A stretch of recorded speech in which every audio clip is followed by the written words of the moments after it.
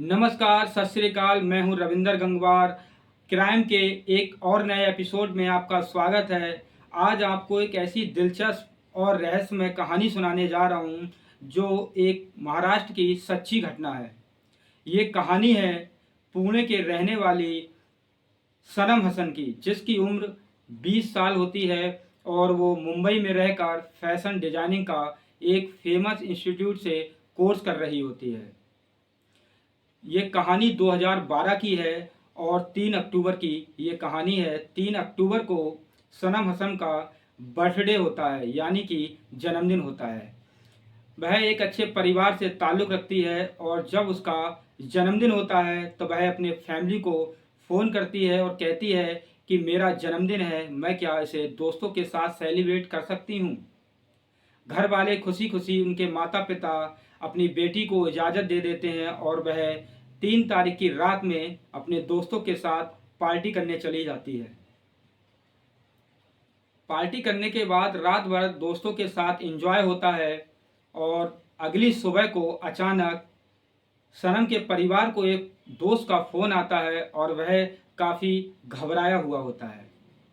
सनम के माता पिता जब पूछते हैं कि बेटा क्या हुआ, तब वह कहते हैं कि सनम हसन की एकदम तबीयत खराब हो गई है और उसे अस्पताल में भर्ती कराया गया है।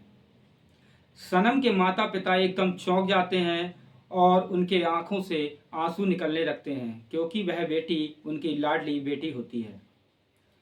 जब वह अस्पताल पहुंचते हैं तो वहां जाकर देखते हैं कि सनम की पहले से ही मौत हो चुकी होती है। रहस्यमय की बात यह है कि जब उसके माता पिता अस्पताल में पहुंचते हैं तो सनम मर चुकी होती है और डॉक्टर्स को पूछते हैं कि सर मेरी बेटी को आखिर हुआ क्या था।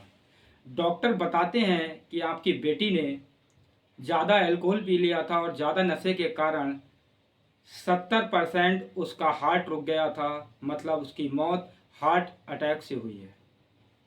घर वाले इस बात से मानने से इनकार कर देते हैं, क्योंकि वह हसन को सनम हसन को अच्छी तरह जानते थे कि वो स्पोर्ट की स्टूडेंट रही है और स्पोर्ट के लिए लगातार कार्य करती रहती है।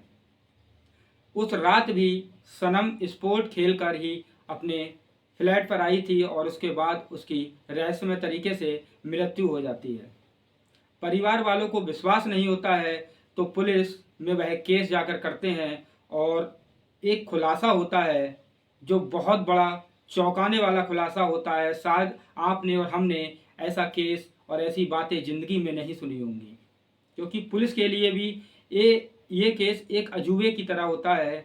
जब लड़की का पोस्टमार्टम किया जाता है तो एक चौंकाने वाला खुलासा होता है। लड़की के सीने में जो दिल होता है, हार्ट होता है, वो एक लड़के का निकलता है। सब लोग चौंक जाते हैं कि आखिर लड़की के अंदर लड़के का दिल कैसे हो सकता है।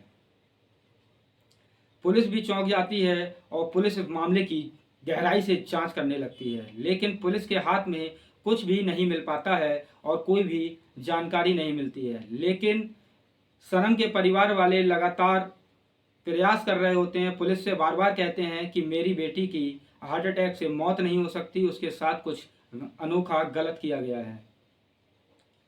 पुलिस उसे दफना देती है, अंतिम संस्कार परिवार वाले करते हैं।